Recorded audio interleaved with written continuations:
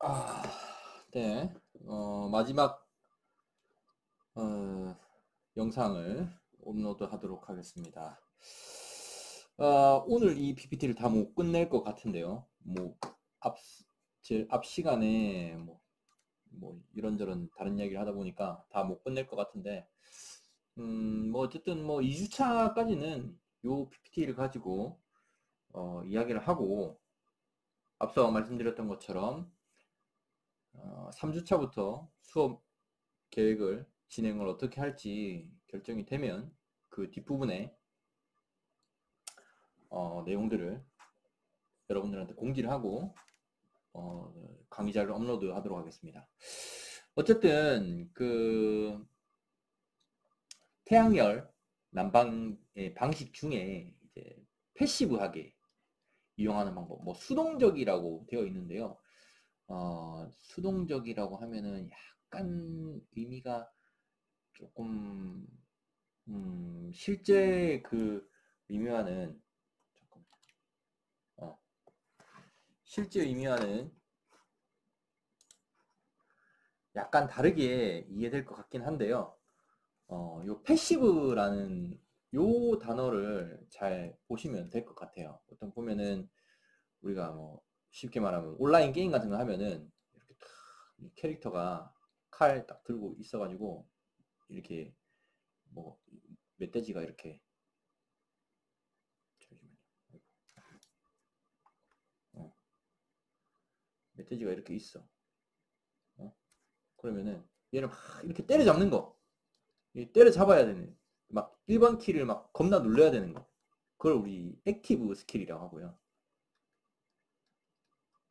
이거 스킬은 필요 없고 액티브 한 거라고 하고, 그다음 굳이 우리가 1번을 누르지 않아도 이 밑에 이렇게 막 이렇게 빛이 막 번쩍번쩍 하는 게 있잖아. 막 이렇게 막 버프를 받아가지고 막 이렇게 막 몸이 막 번쩍번쩍 빛나거나 막 하는 게 있죠. 그 우리 보통 이제 패시브라고 하지 않습니까? 패시브라고 하지 않습니까? 그냥 가만히 있어도 되는 거. 그 우리가 보통 이제 액티브 하면은 무언가를 해야 되는 거. 패시브는 가만히 있어도 되는 거. 그런 겁니다. 그러니까 우리가 가만히 있어도 되는 거니까 보통 보면 이제 건축적인 요소를 보통 우리가 패시브한 요소라고 하고요. 이제 설비적 요소를 액티브한 요소라고 합니다. 어쨌든 태양열을 패시브하게 사용하는 방법은 아까 말씀드렸던 것처럼 창문이 있습니다. 창문. 요거처럼. 창문. 창문을 가지고 직접 열을 획득해가지고 우리가 집의 난방부하를 떨어뜨린다든지 그렇게 활용하는 거를 우리가 다이렉트 게인, 그러니까 직접 획득이라고 합니다. 그 다음에 이제 간접 획득이 있어요. 간접 획득은 뭐냐면은 바로 받는 건 아니지만 이제 창문이 아니라 어떤 이런 추결체가 있습니다. 추결체가 있어가지고 얘가 태양빛이 받아서 얘가 뜨거워져 있어. 겁나 뜨거워져 있는데 뜨거워져 있는 거를 이제 가만히 냅두면은 근처에만 가도 우리가 뜨끈뜨끈 하잖아요. 그러니까 이제 레디에이션, 복사라고 하는데 이 복사되는 열이 좀 천천히 집안으로 돌게 하는 겁니다. 그래서 이제 예를 들면 뭐 이런 좀 벽체 같은 거, 추결체 같은 걸 이렇게 벽에다가 배치를 해서 태양빛을 받은 추결체가 뜨거워지면은 오랜 시간 동안 천천히 열을 방출을 해가지고 집을 뜨겁게 데피는 방법. 또는 이런 식으로 이제 열 에너지 챔버를 배치를 해서 이 챔버를 뜨겁게 데핀 다음에 이 뜨겁게 데펴지면은 이제 밀도가 작아지니까 공기가 위로 뜨겠죠. 이렇게 위로 뜨고 집을 데피면은 차가워져서 아래로 하강할 겁니다. 하강해서 다시 이렇게 들어와서 이 챔버 안에 뜨거운 공기를 밀어내서 위로 올라가고 이런 식으로 사용하는 겁니다. 그래서 이거는 이제 간접 획득형이 있다 하는 겁니다. 아까 요약하면은 패시브한 요소는 아주 건축적인 요소다. 우리가 1번을 안 눌러도 자동적으로 되는 어떤 이런 거. 창문 같은 거. 어, 가만 냅둬도 태양빛이 집으로 들어오는 이 직접 획득 방식이나 아니면 이렇게 추결체 또 이런 챔버 배치를 해가지고 가만히 냅둬도 얘가 알아서 복사해가지고 이렇게 공기를 순환하고 또 얘가 가만 냅둬도 밀도 차이에서 이렇게 공기가 이제 순환하게 되는 거. 간접 획득식. 이런 식으로 활용할 수 있는 겁니다. 뭐 여기에서 커튼 치는 거는 1번 누르는 게 아니냐. 또 여기 뭐 그렇게 얘기할 수도 있겠지만 뭐 그 정도까지는 아니라고 하겠죠. 네. 자, 그 다음에 액티브한 태양열 활용법이 있습니다. 능동적 태양열 난방이죠. 그래서 얘 왼쪽 편에 보이는 거는 이제 흡수식 냉난방이 있습니다. 흡수식 냉난방인데 뭐 이거는 우리가 굳이 뭐 다루지는 않겠습니다. 흡수식 냉난방 이게 뭐 뒷부분에 자세하게 나오게 되면 설명을 하는데 흡수식 냉난방 같은 경우는 이제 열 에너지를 가지고 이제 냉방도 활용하고 난방도 활용하는 어떤 그런 방식인데 좀 어렵습니다. 좀 어렵고 보기만 해도 뭐가 엄청 복잡하죠. 뭐 콘덴서, 응축기, 증발기, 그 다음에 NH3, 뭐 H2O 뭐 이런 것들이 막 있죠. 암모니아 이런 것들이 막 있어. 복잡해 보이죠. 네, 어쨌든 복잡한 방식이다. 그 다음에 우측편에 보이는 어떤 이거는 이제 태양열 추결 탱크고요. 여기 보면 이제 태양열 지별판입니다. 태양열 지별판이 있고요. 이게 태양열 추결조입니다. 태양 추결조입니다. 그래서 태양빛을 쫙 받으면은 뜨거워져 가서 이 안에 유체가 뜨거워져서 위로 올라가겠죠. 위로 올라가게 되고 여기를 보면 이렇게 위로 올라가게 될 겁니다. 뜨거워져서 위로 올라가서 여기 저장이 돼. 여기 있는 물을 뜨겁게 데피는 겁니다. 데피면 이제 열 에너지 뺏기니까 밑으로 내려오겠죠. 이렇게 계속 순환해가지고 여기에 이제 저장이 되는 겁니다. 그래서 여러분들이 여기서 물을 탁 쓰면은 여기는 뜨거운 물이 쫙 나오게 되는 거죠. 어떤 그런 방식입니다. 네. 그렇다. 그 다음에 이제 태양 전지, PV, 포토볼테이크라고 하는데, 또는 솔라셀이라고 하는데, 이 태양광 발전입니다. 일반적인. 네, 태양광 발전입니다. 그래서 전기가 아까 빛이 반도체를 때리면은 그 반도체에서 점자가 튀어나가는 현상 있다 했죠. 그래서 빛을 전기로 변환하는 원리를 이용해 가지고 태양광 발전을 하는 겁니다. 일반적으로 우리가 많이 보는 태양광 발전이죠. 트러스 형태가 있고요. 이제 트러스라는 거는 이제 볼 트러스를 말합니다. 볼 트러스라고 해가지고 보통 여러분들이 서울역이나 역사 같은 데 가면은 이렇게 볼 트러스를 가지고 이렇게 구조물들을 이런 트러스들을 연결해 가지고 만들어 놓은 어떤 그런 구조물이 있습니다. 그 구조물을 형태에 따라서 트러스 형태, 그 다음에 H빔 형태, 그 다음에 스페이스 프레임 형태가 있습니다. 그래서 뭐 이런 건 굳이 외울 필요 없다. 외우지 마라. 스페이스 프레임 이런 거는 뭐 주차장 같은 데 가면 많이 돼 있죠. 아래 공간을 충분히 활용할 수 있도록 이렇게 하는 방식이 있습니다. 이런 거 외우지 마. 외울 필요 없습니다.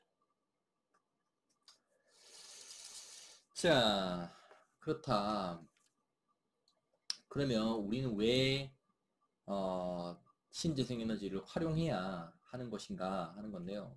환경이 오염되기 때문이죠. 우리가 실제로 지금 우리가 지금 이 고통을 받고 있는 이 코로나 바이러스의 유래를 뭐 정확하게 나온 건 없지만 이렇게 막 중국 이 유라시아 대륙이 있고 우리나라 이쯤 있고 뭐 인도가 아니다 아프리카 이렇게 있고 인도가 이렇게 있고 한다 치면은 중국이 너무 큰가? 중국이 대충 한 이 정도 있다 치면은 저 옆에 러시아 있고 대충 이쯤 있다 치면은 됐어. 이런 건 중요하지 않아. 지도가 좀 틀린 것 같습니다. 그냥 대충 뭐 유라시아기 이렇게 있다 쳐. 있다 쳐. 있다 치면은 그 이제 박쥐고기를 먹어서 그렇다는 건 우리 대부분이 인정을 하고 있죠. 그럼 왜 박쥐고기를 먹냐 사람들이 이제 요 밑에 살던 박쥐들이 이렇게 우리 중국 사람들이 많이 사는 쪽으로 올라와서 그렇다고 해요. 그럼 얘네들 왜 올라갔냐? 원래는 여기가 따뜻하니까 여기서 살았는데 이제 여기도 따뜻해졌다는 거지. 여기도 따뜻해지니까 박쥐들이 올라간 거야, 일로. 올라갔는데 이제 중국 사람들, 뭐 제가 중국 사람들 비하고 싶진 않지만 우리가 인터넷에서 다니는 짤방 같은 거 보면은 중국 무슨 동네, 시골 동네 시장 가면은 뭐 이상한 정갈 튀김도 있고 불가사리 튀김도 있고 막 그렇더라고. 하여튼 못 먹는 게 없어. 뭐 예전에 막 다리 빼고 다 먹는다고 막 그런 그 의자 다리 빼고 다 먹는다는 그런 말도 있었는데 하여튼 이 수업에 설마 중국 사람 듣진 않겠죠. 없겠지. 예, 없다고 생각하고 뭐 있다면 죄송합니다. 있다면 죄송한데 뭐 비하하려고 하는 건 아니고 어쨌든 지금 박쥐고기를 인간들이 먹어서 그렇다는 거는 일반적인 어떤 그 알려진 일반적인 내용이니까 그래서 박쥐가 이렇게 사람들이 사는 곳까지 이제 올라오다 보니까 공교롭게 이제 그런 것들을 좋아하는 사람들과 이제 만나게 되니까 그 부분에서 이제 문제가 생겨서 그 코로나 바이러스들이 지금 전 세계를 퍼져나가서 지금 어마어마하게 사람들을 죽여나가고 있죠. 우리는 아직까지도 그다음에 뭐 알파, 델타, 뭐 5만 변이가 다 생기더니 이번에는 오미크론까지 오게 됐습니다. 하여튼 그 환경오염의 문제가 우리가 심각해지고 그는 이제 온실 효과 때문이고요. 그 다음에 뭐 오존층이 또 파괴되고 있다. 하여튼 이런 것 때문에 우리가 환경을 보호해야 된다. 이런 것들의 중요성이 많이 이제 상기가 되고 있죠.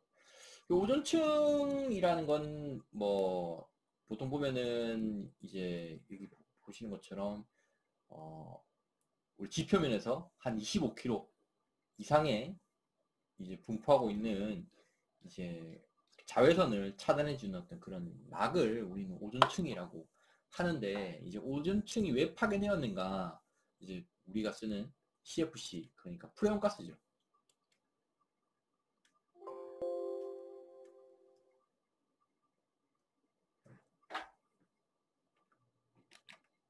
네. 이 프레온가스들이 예전에는 얘를 이제 냉매로 사용했는데 냉장고에 냉매로 사용했는데 이 냉매가 이제 대기 중으로 배출되면서 오존층까지 이제 상승하게 되는 겁니다. 오존 상승하게 되면은 오존 O3와 만나게 되면서 연쇄 반응을 일으키게 됩니다. 연쇄 반응을 일으키게 되다 보니까 오존의 농도가 줄어들게 되고 오존이 하는 역할이 이제 자외선을 막아주는 역할을 하는데 이 자외선을 이 오존층에 구멍이 나게 되니까 이 구멍으로 자외선이 쏟아져 들어오게 되는 거죠. 예. 자외선이 쏟아져 들어오게 되니까 피부암을 유발하게 된다 하는 어떤 그런 것입니다. 그래서 우리 선크림을 많이 바르죠. 보통 이제 UV 차단이라고 하죠. 울트라 바이올릿 UV잖아. 어쨌든 뭐 그렇다. 그래서 우리가 에너지를 잘못 사용함으로 인해서 그 오존층이 파괴되고 있다 하는 것이고요. 그 다음에 산업화로 인한 산성비가 있습니다.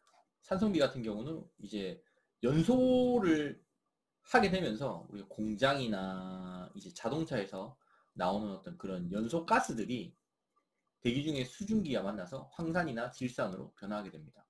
그럼 이런 것들이 이제 결국에는 비가 돼서 내리겠죠. 비가 돼서 내리면은 이제 호수나 바다가 산성화되면서 물고기가 떼죽음을 당하게 됩니다. 그런데 이 물만 그렇게 되냐? 그건 아니죠. 이제 이 물과 만나게 되는 이제 토양들 역시 산성화되게 되고요.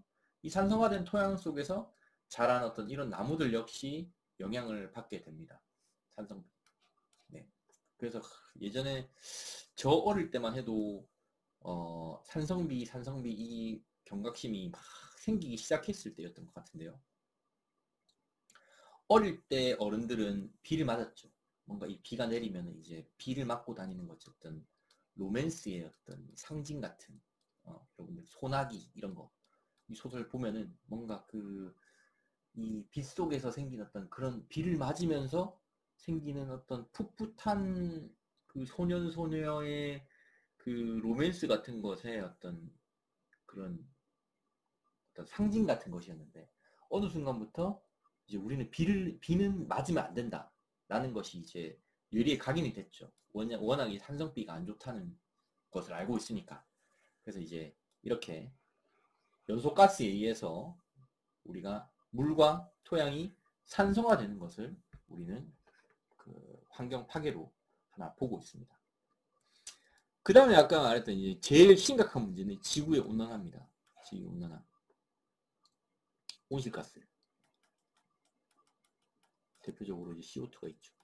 이산화탄소. 온실가스가 지구를 그러니까 간단하게 말하면 온실 뭡니까? 온실 비닐하우스죠. 비닐하우스. 비닐하우스 안에 들어가면 어떻게 돼? 덥죠. 비닐하우스 안에 들어가면 덥습니다. 그렇죠. 예. 왜냐면 이제 이 비닐하우스 안에는 빛이 쫙 들어와서 이 안에 계속 저장이 되기 때문이야. 사람이 밖으로 샥 나오면 어떻게 됩니까? 밖으로 샥 나오면은 외기온에 의해서 차갑잖아요. 차갑기 때문에 땡볕에 나가 있어도 추운 겨울에는 별로 그렇게 따뜻하지 않아.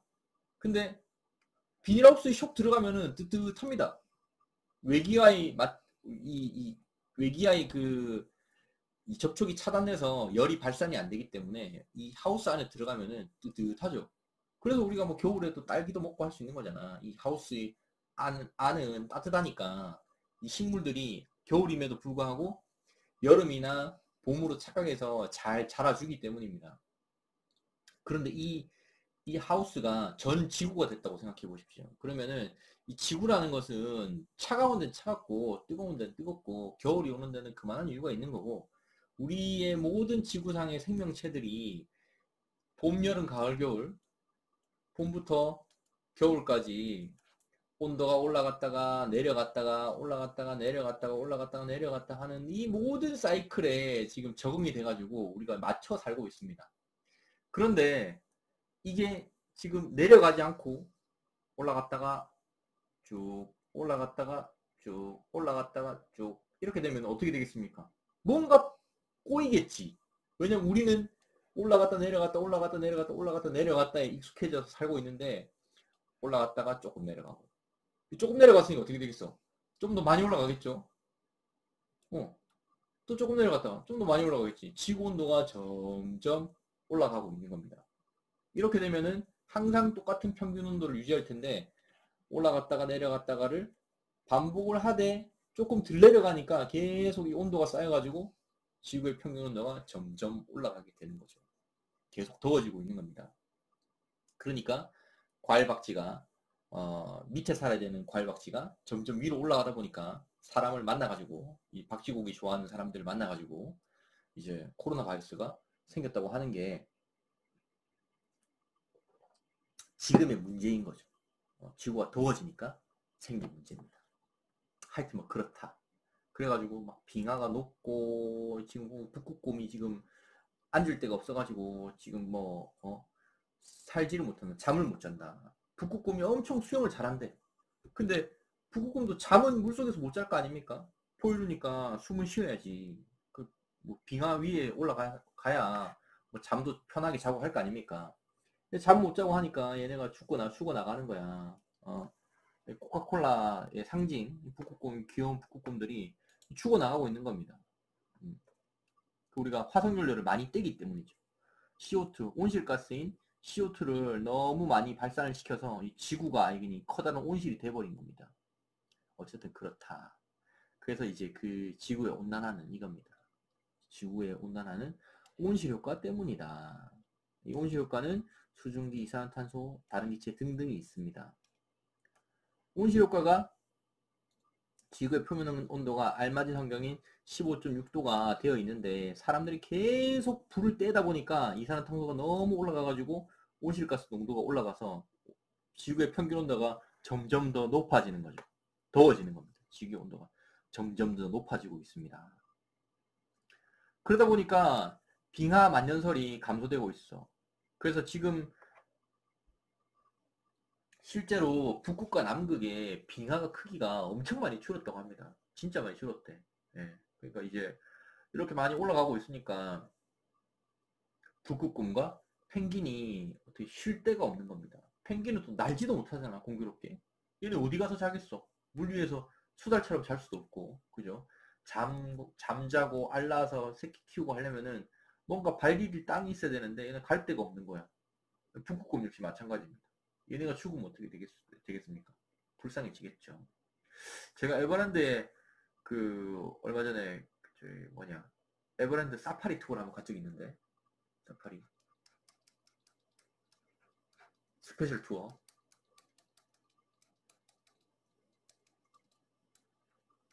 여러분도 한번 마음 맞는 친구끼리 한번 돈 모아서 한번 가보십시오. 한번 그 사파리를 가면은 이렇게 버스를 타거든요. 뭐 하여튼 이렇게 지프차가 모는 버스를 타. 사람들이 여기 통유리로 된 버스도 있고 뭐 하여튼 그런데 이 버스를 타고 도는 게 일반적인데, 스페셜 투어는 뭐냐면은 요런 앞에다는 집차 6인승 집차에 타고 거기 다니면서 직접 이제 그 사자한테 이제 닭고기도 주고 기린한테 뭐 상추도 주고 깻잎도 주고 뭐 하는 그런 투어인데, 어쨌든 그 6명이 한조가 돼가지고 신청을 하는 겁니다. 미리 신청하면은 예약을 잘 해야 갈 수가 있는 소중한 기회인데 하여튼 한번 가보십시오. 친구끼리 한 번 타는데 한 25만원 정도 해. 25만원 정도 해. 그럼 6명이면은 4, 6, 24니까 한 4만원, 5명 4만원 내고 가위바위보 친 사람 5만원 내면 되겠죠. 그래가지고 모아서 한번 가보십시오. 괜찮아. 어쨌든 간에 뭐 스페셜 투어를 하고 나오는데, 거기 나오는 이제 사육사 선생님께서 저희 집에 깐난애기가 있는데 깐난애기랑 같이 갔거든요. 근데 그 사육사 선생님이 그 깐난애기가 이제 어른이 될 때쯤 되면은 그 스페셜 투어에서 본 기린, 그 다음에 호랑이, 사자, 그 다음에 코뿔소 등등등등 하여튼 그 많은 동물들이 있어. 그 동물들을 동물원 말고는 볼 수가 없을 거라고 그러더라고. 개체수들이 점점점 줄어들고 있고, 사람들이 계속 걔네들 그 서식지를 우리가 이제 침범하고 있잖아요. 그래서 걔네들 개체수가 점점 없어져가지고 걔네들을 자연에서 볼 수는 없을지도 모른다라는 말을 하더라고요. 아마 북극곰 역시 우리 애기가 지금 2살인데 아니 3살인데 한국 나이로 걔네가 이제 20살이 넘어갔을 때는 북극곰 역시 정말 코카콜라의 그냥 상징으로만, 전설의 동물로만 남을 수도 있고, 아니면 이제 동물원에 가야만 볼 수 있는 그런 동물이 될 수도 있을 것 같습니다. 안타까운 일이죠. 그렇기 때문에 우리는 이제 신재생 에너지를 써야 된다. 왜? 온실가스를 줄이기 위해서. 온실가스를 줄이려면 어떻게 되겠어? 네. 온실가스를 줄이려면 어떻게 되겠습니까? 그럼 보일러를 안 틀어야 되나? 아니죠. 우리가 신재생 에너지를 개발하는 이유는 보일러를 틀고 싶어. 근데 기름은 떼면 안 돼. 그럼 기름을 안 쓰면서도 보일러를 펑펑 떼고 살고 싶으니까 신재생 에너지를 개발하는 겁니다. 우리가 전기를 쓰고 싶어. 근데 화력발전소를 돌리지 않고도 한낮에 불 켜고 살고 싶으니까 우리가 신재생 에너지를 개발하는 겁니다. 우리 삶의 수준은 이미 높아져 있기 때문에 우리가 에너지 저감을 위해서 불을 켜고 살지 맙시다. 에너지 저감 위해서 집에서 내복 입고 보일러 틀지 말고 삽시다. 이런 건 아니라는 거죠. 그러니까 우리가 쾌적한 환경은 유지를 하면서 어떻게 하면 온실 효과를 저감할 것이냐, 이것을 고민하기 위해서 우리는 신재생에너지를 개발해야 되는 거고, 아까 앞서 말씀드렸던 것처럼 여러분들이 신재생에너지 설비를 적용하기 위해서는 설계를 하는 거죠. 설계를 하려면 뭡니까? 소스, 에너지원 중요한 거고, 그 다음에 용량, 부하 이런 걸 계산해야 될 거고요. 거기에 맞는 이제 건축적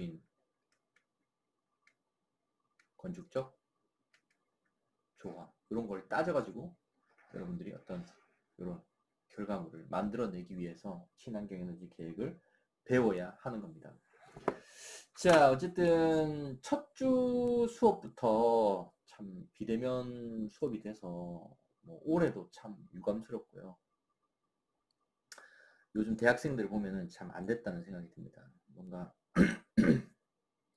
대학이 그냥 여러분들이 고등학교 때도 온라인 강의 보면서 인강 막 그런 거 보면서 대학 공부를 해가지고 그 수능 공부를 해가지고 대학에 왔을 텐데, 대학에 와서까지 이렇게 인터넷으로 이 수업을 듣고 해야 되는 것에 대해서 참으로 깊은 유감을 표하고요. 참 대학교 와서 뭐 선후배도 만나고 친구도 만나고 뭐 이렇게 해서 서로 뭐 술도 좀 먹고 나가서 뭔가 이 젊은 청춘에 대한 어떤 고민을 서로 나누고, 뭔가 이런 기회 역시 여러분들이 사회 나가기 전에 여러분들을 한 단계 성숙시켜주는 어떤 그런 기회가 될 텐데, 대학이 그러지 못하는 거에 대해서 참으로 안타깝게 생각하고요. 참으로 유감스럽게 생각합니다. 뭐 그렇지만 이 역시 하나의 시련이라고 생각하고 넘어갔으면 좋겠고요. 어쨌든 1주차 수업은 여기까지고요. 2주차는 남은 PPT 요거 쭉 이어서 하도록 하겠습니다. 시험 같은 경우는 높아심에서 하는 말이지만 북극의 만년빙이 10년간 2.7% 감소했다, 뭐 이런 거 시험에 안 낼 겁니다. 뭐 이런 시시콜콜한 이야기 외우는 걸 저도 상당히 싫어하고 여러분들의 인생에도 크게 도움이 되지 않는다고 생각하기 때문에 이런 거 외우라고 안 할 겁니다. 그러니까 이런 부담을 가지고 이 PPT 강의 자료를 이제 보지 말았으면 좋겠고요. 전체적인 어떤 그런 흐름, 우리가 왜 친환경 에너지 계획을 배워야 하는가, 신재생 에너지에는 이제 어떤 것이 있고 그 원리는 어떤 것인가, 뭐 이런 거 위주로 여러분들이 좀 공부를 하면은 시험에도 크게 뭐 문제가 없을 거고요. 그리고 뭐 시험 보는 게 또 인생의 또 다는 아니잖아. 대학생활의 다는 이 친환경 에너지 계획이 시험 이 점수가 아니야. 그리고 친환경 에너지 계획의 학점도 아니고, 여러분들이 뭐 살다 보면은 이거는 뭐 그냥 살짝 거쳐가는 어떤 그런 이벤트일 뿐입니다. 다만 이런 것이 여러분들의 삶의 질을 얼마나 올려주는 것인가, 이런 부분에 대해서는 여러분들이 좀 고민할 필요가 있겠죠. 그러니까 그런 관점에서 수업을 바라봤으면 좋겠습니다. 수업은 여기까지고요. 1주차는 숙제는 간단한 걸로 내도록 하겠습니다. 간단한 걸로 내도록 하겠습니다. 여러분들이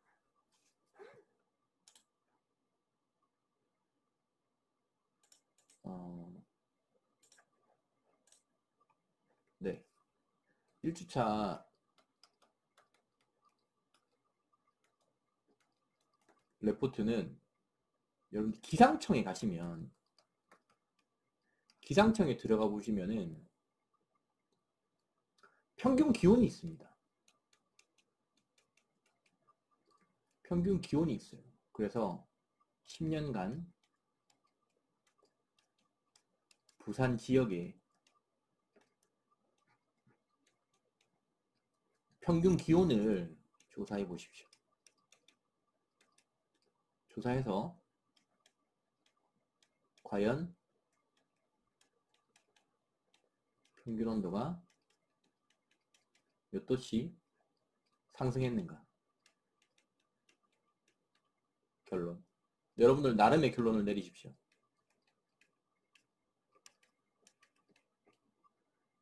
실제로 저도 10년간 부산 지역 평균 조사 안 해봤기 때문에 이게 올라갔는지 내려갔는지 모르겠습니다. 여러분들이 한번 조사해서 올라갔다면 몇 도쯤 올라갔다. 역시 지구 온난화의 영향을 부산 지역 역시 받고 있다 라고 결론이 나든가, 아니면은 10년간 조사했는데 부산은 뭐 개뿔 안 올라갔더라 이렇게 결론을 낼 수도 있고요. 결론이 만약에 그렇다고 하면은 뭐 나름의 분석을 써보는 것도 뭐 가점이 되겠죠. 뭐 부산 지역은 바다에 인접해서 평균이 별로 올라가는 것 같지 않다든지, 나름대로 여러분들이 좀 데이터를 분석해서 결론을 한번 내려보십시오. 네. 그리고 제가 레포트 거기에도 써놓겠지만, 여러분들이 레포트를 쓰는 이유는 여러분들 괴롭히기 위해서 쓰는 게 아닙니다. 여러분들이 뭔가 보고서를 쓰는 연습을 하기 위해서 레포트를 쓰는 거거든요. 그렇기 때문에 그냥 노트에 A4 용지에 끄적끄적 대가지고 그냥 사진 탁 찍어서 그냥 올리면 점수가 그렇게 좋지 않을 겁니다. 깔끔하게 워드 쳐서 깔끔하게 그래프 그려보고, 그 다음에 그래프 역시 자대가지고 이렇게 그려가지고 그걸 사진 찍어서 그렇게 넣지 마. 여러분들이 엑셀로 그래프 그려보는 연습도 여러분들이 하나의 큰 공부입니다. 그렇기 때문에 뭐 어떻게 글이든 글로 쓰든 사진 찍어가지고 올리는 거는 최저 점수가 나갈 거고요. 여러분들이 그래프를 그려서 예쁘게 정리를 해서 나를 설득을 시켜 보십시오. 여러분들이 온도가 몇 도가 올라갔으니까 부산 지역은 심각합니다. 아니면은 온도가 부산 지역은 올라가지 않았으니까 부산 지역은 앞으로도 살기 좋은 동네가 될 것입니다. 이런 식으로 나를 설득시킬 수 있는 어떤 그런 자료를 만들어서 제출해 보십시오. 자료는 내용 A4 한 장 한 매 미만입니다. 표지 플러스 내용 2장이겠죠. 표지가 한 장 들어가니까. 네, A4 용지에 요거 정리해가지고 이렇게 제출하는 게 이번 주 숙제입니다. 어쨌든 만나서 반갑고요. 코로나 사태가 좀 잘 해결되고, 그 다음에 뭐 대선이 잘 끝나서 여러분들 3주차부터는 만나서 수업했으면 좋겠습니다. 하여튼 수업 들어주셔서 감사하고요. 다음 주에 또 요 나머지 영상으로 여러분들 인사드리겠습니다. 감사합니다.